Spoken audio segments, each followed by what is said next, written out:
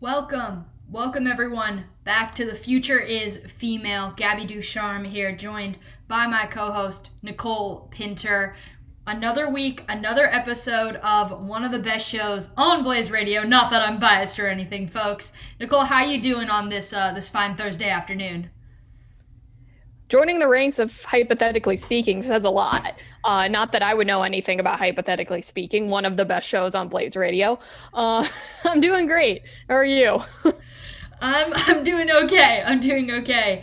The week has been busy, but it's been fun and good, and I'm ready to talk some sports this afternoon. So by the time this episode is airing, of course, it will be on Friday, but ready to talk some sports right now and really get into it. We've got a big Super Bowl matchup to rip into, some NBA news, some WNBA news, and then a bit more information about the NFL offseason, because there's going to be a lot of shifting happening. This is like when the real season begins, is what they say. But going back, of course, to last Sunday, Nicole, Super Bowl 55. What were your thoughts?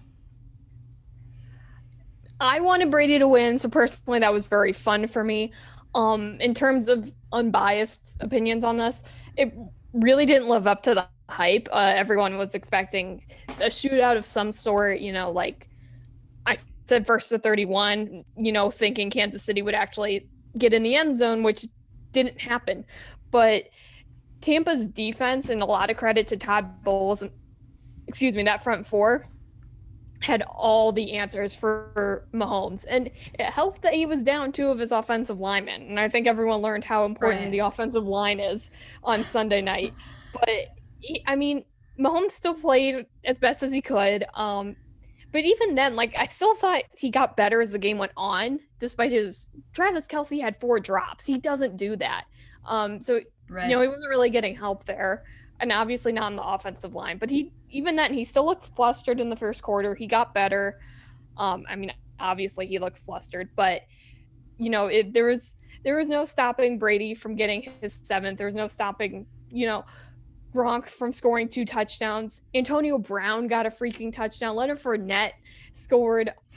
Brian Stuckup. None of these guys were in Tampa a year ago, so it's just crazy.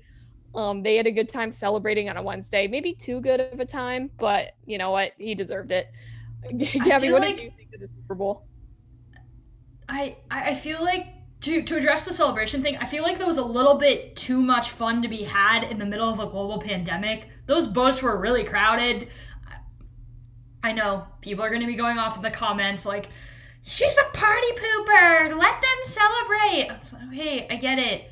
You want to celebrate, but logic here, folks. It's also Florida, and in Florida, COVID is non-existent, I guess, or they just sweep it under the rug. But to be frank, the Super Bowl was exciting to watch because it made me appreciate the dominance that is Tom Brady.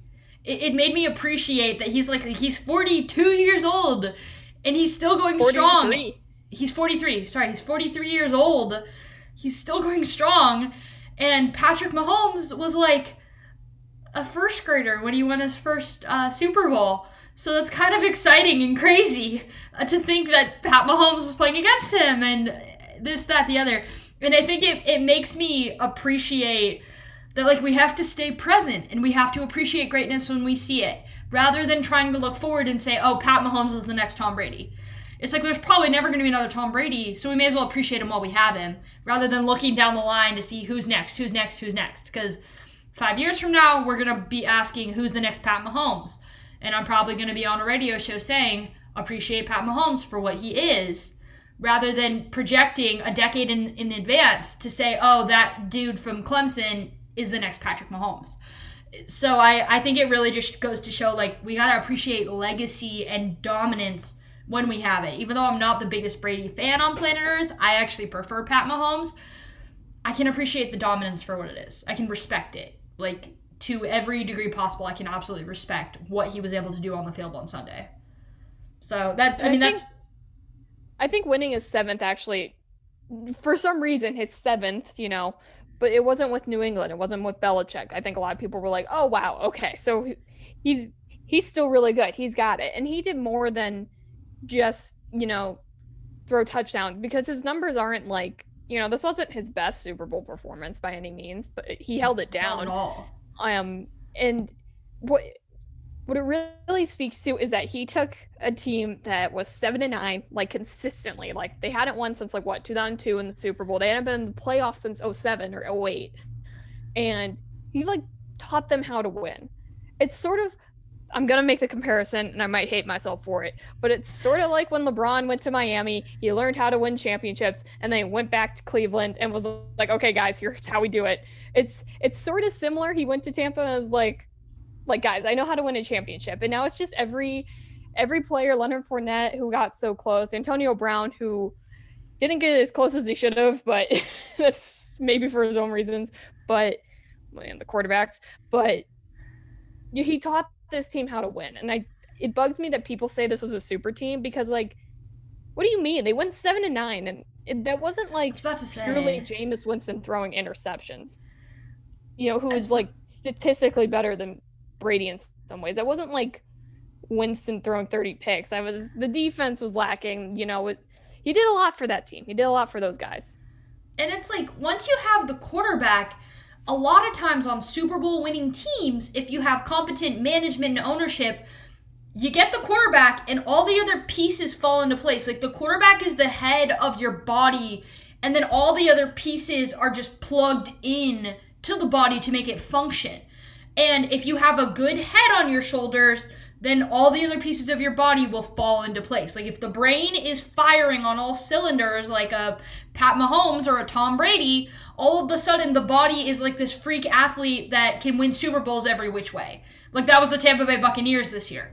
A year ago, the head on top of their shoulders wasn't exactly the best, so the rest of the body was struggling. There was a broken arm, and there was a bruised, a bruised rib, and there was a bad lung, and they went 7-9 because of that. But now everything is ticking on all cylinders. The head is straight, the brain is all in place, and then they got the Antonio Brown, so they got Muscle Man, Iron Man arm, and then they got Rob Gronkowski, so they have really strong quads, and you get everybody picks up what I put down, of course. But the idea that Tom Brady is now just the GOAT of all football. I don't think there's much of an argument there. But is Tom Brady the GOAT of all professional sports? NBA, NHL, NFL, WNBA, MLB. Is he the greatest to ever do it when stepping on the turf in a professional sports landscape? It's hard to deny his leadership, I think. That's why he's in the conversation. Athletically, probably not. I would agree with most people, probably not. But also, football requires something so much different than basketball, than tennis, than swimming, right? Michael Phelps won 8 medals in 1 Olympics. He has 28 all time, and most of those are gold.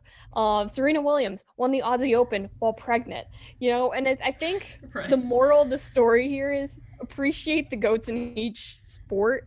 I really don't think you can compare cross sports because they all require different things, and cross training's a thing, but it's hard to compare. I know it's here purely for people like us to talk about, but I have a feeling you'll say the same thing. Just appreciate greatness when it happens, because we're living in a great time where we have Ronaldo and Messi, and we have Serena Williams, and we have Nadal and Federer and Djokovic, but less so. Him too, I just don't like him.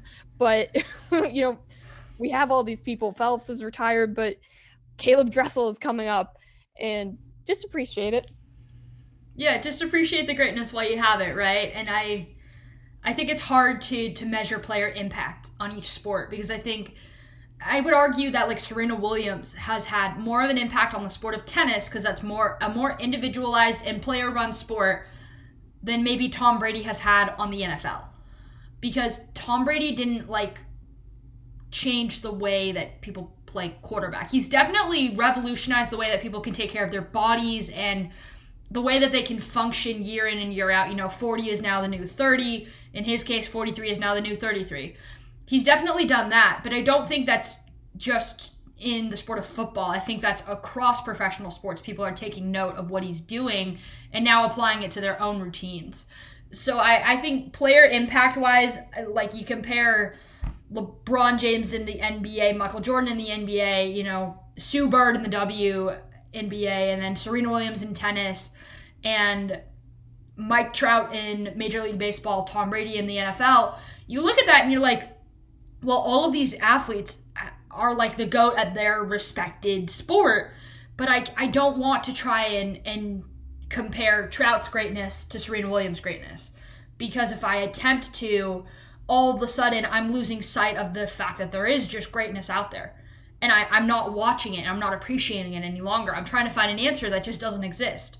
I'm trying to quote unquote solve a problem of who's the GOAT when it's just not even a problem. We can have multiple GOATs. We can have many a GOAT across every single sport landscape. I think, you know, that answers that, at least for now in professional sports. There's no... Because I could also go on the record to argue that, like, Bo Jackson is, like, the GOAT athlete of all time because, like, he played both MLB baseball and NFL football with no offseason, no training, and he did both with ease, and he was an all-star in both, and he was, like, he probably would have been an MVP at both, and... You know, if he hadn't gotten injured, who knows what would have happened to him. You could go down that route, too, of just pure athleticism. There's too many barometers to measure the greatness. So just appreciate the fact that you get to see it with your own two eyes and that you could never, ever do it yourself. That's what I'm going to do, at least.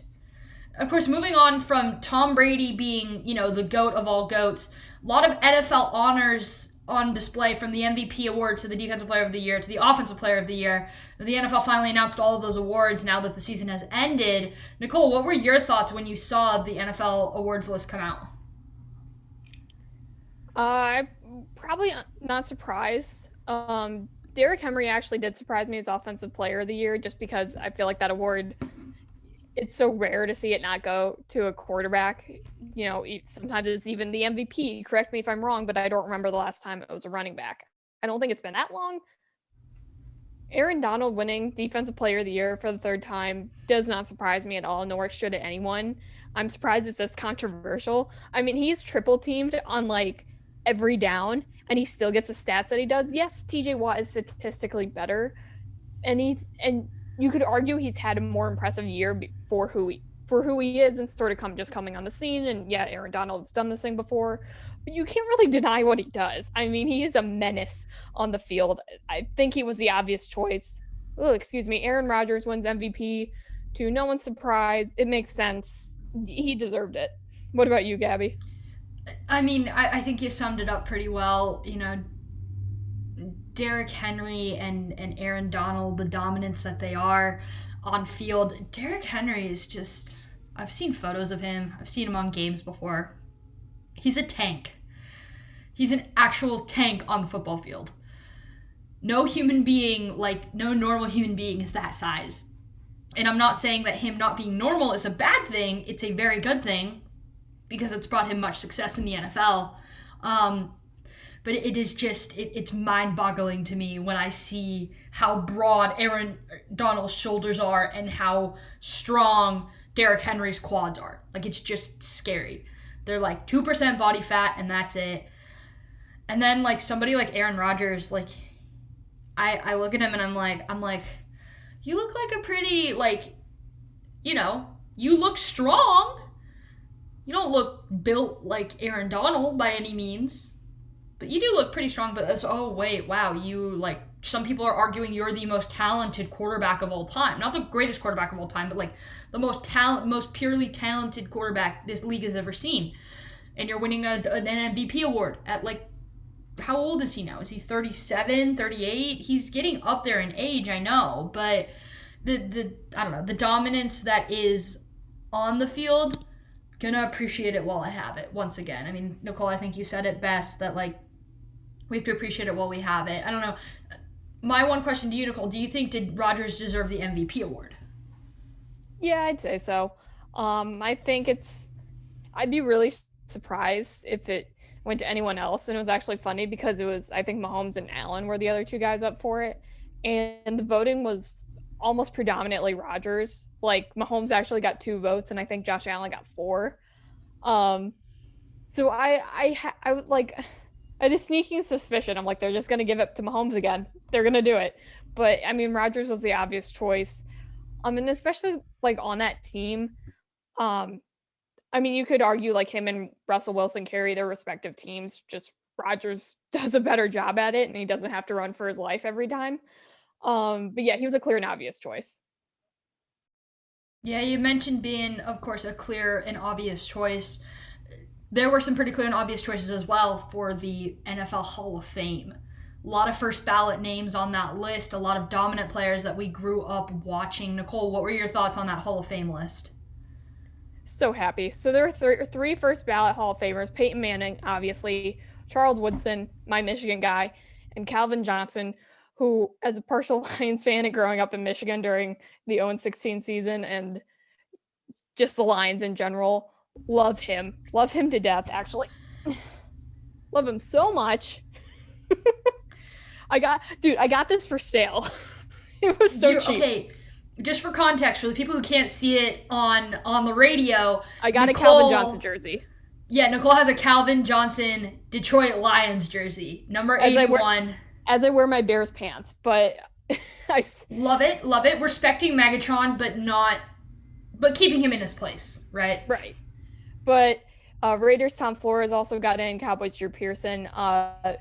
Really happy for these guys. Hopefully Clay Matthews will get in next year. And Devin Hester is first ballot Hall of Famer. Gabby, what were your thoughts real quick on the Hall of Famers? Really quick, I think every single guy deserved to be in there. I think it's a wonderful way to celebrate their accomplishments. And I'm excited too because the NFL Hall of Fame is going to do like a multiple day celebration where they're also going to celebrate the class of 2020 because the class of 2020's their acknowledgement and their ceremony got canceled because of COVID. So I like that they're going to celebrate both classes at the same time. I think that's exciting and fun. Moving on, of course, from the NFL to the NBA. The NBA is trying to jam an all-star game into their 5-day break that they have in early March. Nicole, do you think it's worth it? Should we be playing an NBA all-star game right now? No. And Silver's really been showing his true colors. I know everyone was calling him the only good commissioner. Counterpoint, there are no good commissioners in pro sports, but I digress. I mean, it's clearly about the money. We know this. De'Aaron Fox showed his frustration first, and LeBron James followed that up. And yeah, it's dumb. We're in a pandemic. Why are we even... Yeah. These guys weren't promised to break or anything. That was clearly a misunderstanding. So it seems, unless LeBron James was told something that we're not being told. But which is very likely to happen, right? It's very, very likely to happen.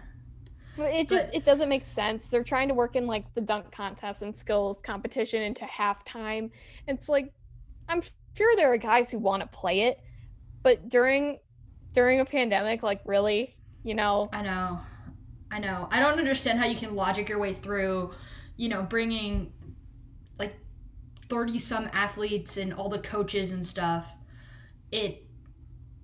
It doesn't make sense to me. It doesn't make sense how you contain everything and keep everybody safe during that weekend. And I don't know, it feels like a blatant disregard for the reason why we're fighting so hard to even have a season. Because what's the point? What's the point in forcing them all to be in quarantine in every single city that they go to and get tested daily if you're just going to drag all of them from across the country to one central location that's going to become a COVID, a place where COVID can just run rampant? I don't see the value in it. I don't know if I ever will. I've always loved NBA All-Star Weekend, but not this year. There's far bigger things on our plates right now.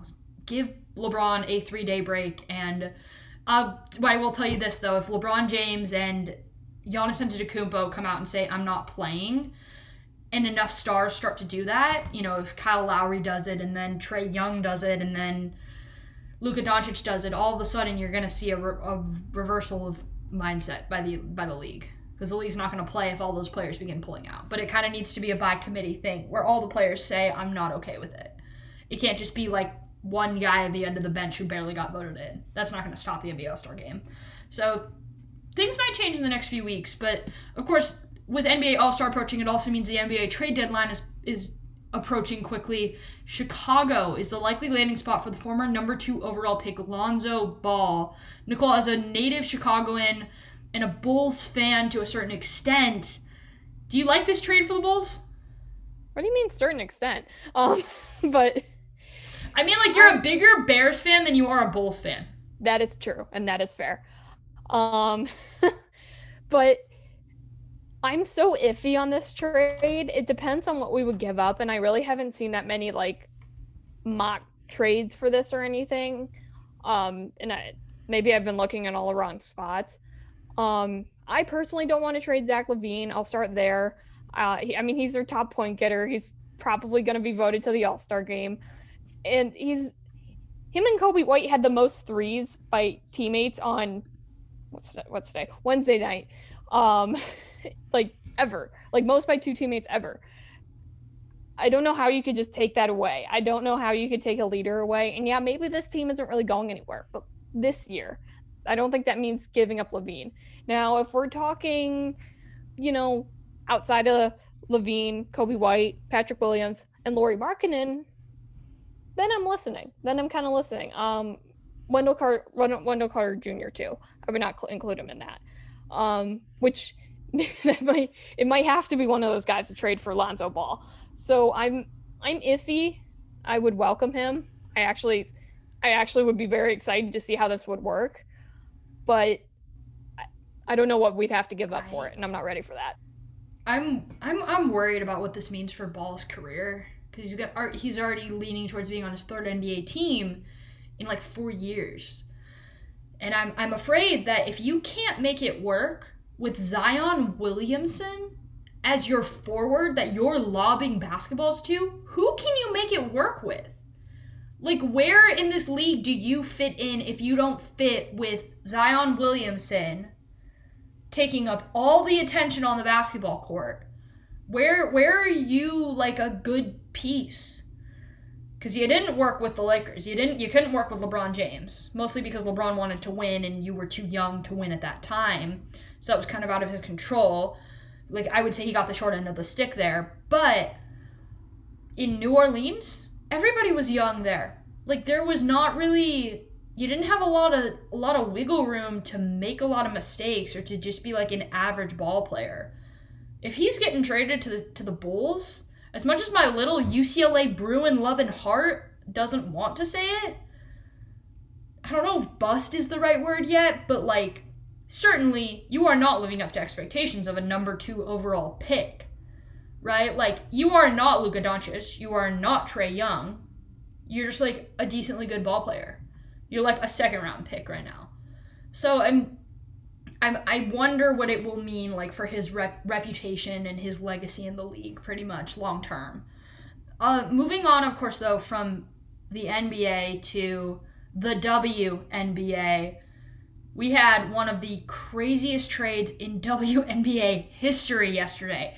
Natasha Howard, star player for the Seattle Storm, was traded from Seattle to the New York Liberty, wherein the New York Liberty already have Sabrina Ionescu from the Oregon Ducks on their team. So now Natasha Howard and Sabrina Ionescu are teammates. The next great dynamic duo of the New York Liberty. In exchange, the New York Liberty gave up their number 1 overall pick in the WNBA draft. Like this year's number 1 overall pick. Seattle, they are the defending WNBA champions. They do not need the number 1 overall pick.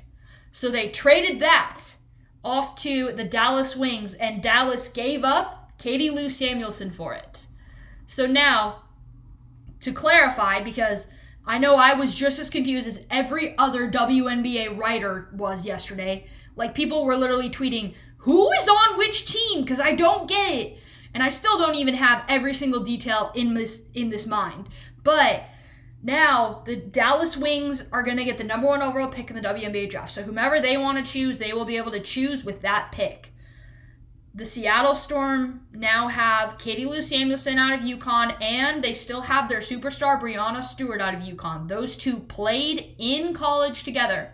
And then the New York Liberty are over here on the East Coast, ready to dominate with the name everybody knows, Sabrina Ionescu, and the WNBA champion, Natasha Howard. Howard is a superstar. She's been an all-star about 3 times. She's won a couple of WNBA championships with the Seattle Storm. So Howard and Sabrina Ionescu are going to dominate out in the East. You know, Katie Lou Samuelson is going to look to get her WNBA career back on track with Brianna Stewart out west in Seattle. And then the Dallas Wings are going to have like one of the brightest futures in the league with the number 1 overall pick. So that is the breakdown of the trade scenario. I really think I was talking to somebody yesterday about it, and they were saying, they were like, this is one of the biggest trades in WNBA history right here. Like, that's insane for them to give up the number 1 overall pick as the draft is approaching. And, you know, this draft class isn't considered as deep as last year's was. But I'll be honest with you, any draft that doesn't include Sabrina Ionescu from here on out is probably going to be considered, quote unquote, a little bit weaker, unfortunately. But yeah, I'm excited to see how the pieces in New York work. Because Natasha Howard is a proven winner. She's won WNBA titles before. Sabrina had a very injury-ridden rookie season. If they can make it work, whether they're in the bubble or they're playing at home or whatever they're doing, the New York Liberty can make it work. I don't know if they're going to contend for a title right away, but they're probably going to be in the playoff hunt, which is a good thing because you need to start satisfying Sabrina. You need to start satisfying that drive and that hunger that she has. Nicole, when you hear a dynamic of trades going on like this, what are your thoughts? Sounds crazy. Sounds like a lot happened. I do not follow the NBA, WNBA as thoroughly as football. To be fair, I don't follow anything as thoroughly as football. But to me, this sounds like, so Seattle is the reigning champs. To me, it sounds like they've sort of opened the window up of a championship window to not limit it to just repeat next year, which I still think this team can do, it sounds like, but sustained over many years for more championship runs. That's what it sounds like to me for Seattle. I think this puts the Liberty in a good position as well. But my Sky are coming for y'all. Yeah, the Chicago Sky are still definitely in the picture because of Candace Parker, which is really exciting. Yeah, it's going to be a golden era next year for the WNBA, so stay tuned for that. Of course, that's going to end our radio show now. Talk WNBA, NBA, NFL, but if you want the extended cut to The Future is Female, you got to go to Nicole Pinter's YouTube page. Click on the latest episode. We're going to have it up for you. Probably by like tomorrow night, we'll have it up and live after this show goes live on Blaze Radio, blazeradioonline.com. But if you want to hear more about college basketball and the quarterback carousel that's about to unleash in the NFL, be sure to go to YouTube, go to Nicole Pinter's page. You can catch it all there. For us, of course, that's going to do it tonight on Blaze Radio, blazeradioonline.com. Continuing on with our extended cut of The Future is Female. If you guys are still with us on our YouTube channel, from the airwaves of Blaze Radio to The Future is Female on YouTube, we're going to go into a little bit of college basketball and QB carousel action to wrap things up today. College basketball is not the same college basketball that we're used to seeing because the blue bloods are not acting like the blue bloods that we have come to know and love in college hoops. Nicole, what is going on with the University of Kentucky and Duke and Michigan State and their brothers and sisters of like blue blood nation, essentially? I just want to be clear. I put them in as a blue blood. They're not considered blue bloods. It was just so much easier to group them here than to say and Michigan State. So even though I just did that, but yeah, it's been really weird. I mean, it was weird when, was it just last Saturday or 2 Saturdays ago when like ESPN was hyping up Duke and North Carolina, and it was like, these are two teams barely at or under 500. No one cares. They're both bad. And it's just kind of crazy to see. Kentucky has completely fallen apart. Michigan State just has no mojo whatsoever. Kansas is still hanging around. Kansas and North Carolina are still on track to make the tourney. Kentucky will almost definitely have to win the SEC to even have a shot, well, to make it. But they'd have to go far to even have a shot at making it. Duke is on the bubble. I think they're currently like last 4 teams out or something, or the next 4 teams out. But yeah, it's weird. I mean, this past Monday, was the first time in 60 years that none of the Blue Bloods, this isn't including Michigan State, were in the AP top 25. And that's just wild. That's crazy. Years. That's crazy to think about because, like, I think I turned on the Duke versus North Carolina game like 2 weeks ago. It was either last weekend or the weekend before that. But I looked at it and I was like, well, they're at Cameron Indoor. There's no fans. Duke is terrible. This is not a good basketball game. And I'm pretty sure I fell asleep. Me, a basketball aficionado that I like refer to myself as.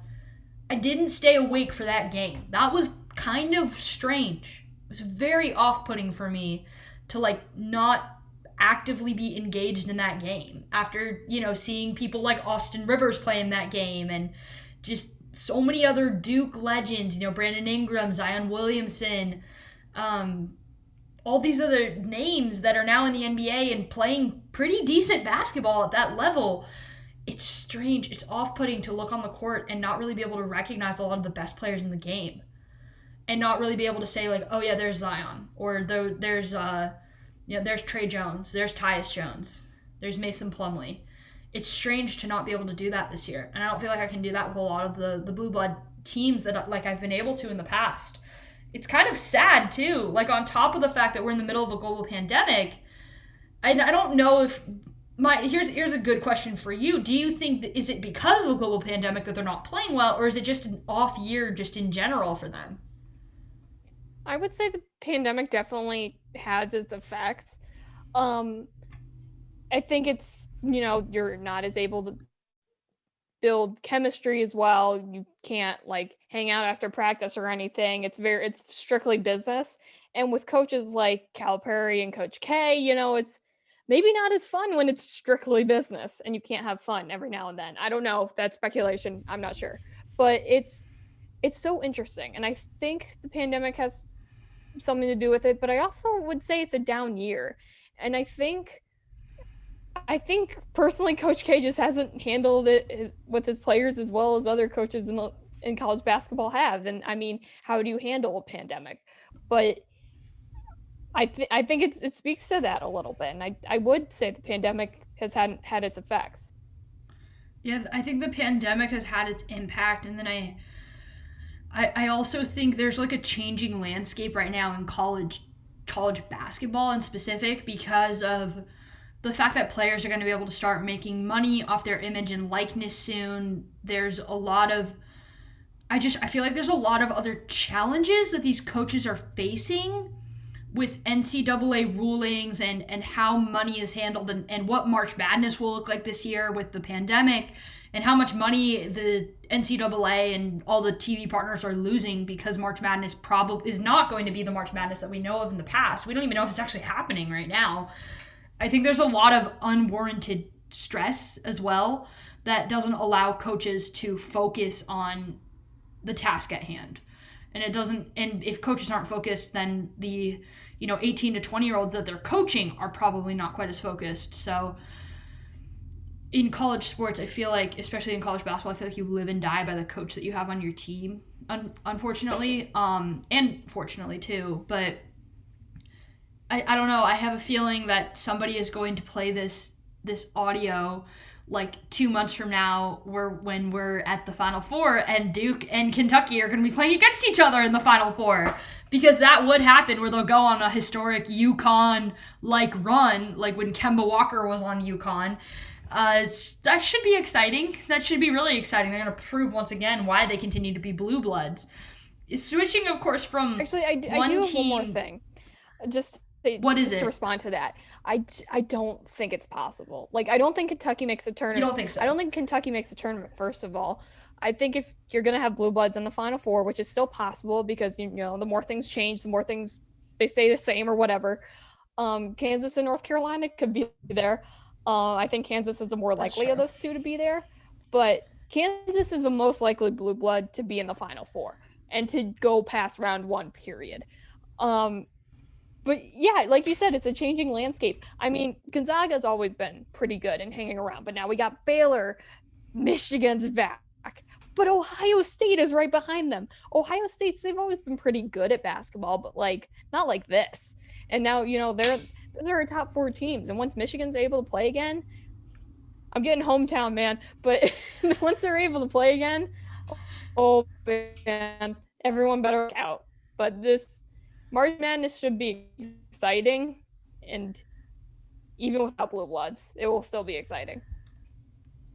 Transitioning, of course, from what's going on with Blue Bloods in college basketball, where players are at their homes, they're staying at those schools at least for the meantime, to the professional ranks in college, in NFL football. We're officially in the NFL offseason, which some may argue is the actual season. Like, this is when the season really begins because of NFL trades and so many quarterback positions being up in the air. Nicole, we're referring to it as the QB carousel. We're obviously not the only ones to refer to it as that, but what's going on in the QB carousel right now? So I'll focus on the big names here as we're getting a little short on time, but the Jets and Seahawks are listening to calls they're getting for Darnold and Russell Wilson, respectively. Carson Wentz, now he's been expected to be traded for almost a week now, with the Colts and Bears as front runners. I'll get back to that in a second. Deshaun Watson still wants out of Houston. Houston continues to say no. That is a problem that looks bigger than obviously just Watson wanting out of Houston, but we're kind of seeing why. Their president stepped down after 20 years, who was, I think, pretty well liked by players. So there's Houston, we got a problem. Dak Prescott, who was suspiciously left out of the Cowboys hype video for the season, is expected to be franchise tagged again, which would leave him as a free agent next year. He won't like being franchise tagged again, so that's his future is still up in the air. Derek Carr of the Las Vegas Raiders is being pursued by multiple teams. I believe my Bears are included in that, but a lot of QB movement, and it's not just limited to these guys. These are just the guys we're going to focus on. But Gabby, what are your thoughts on who should go where, what's happening? Just what are your thoughts?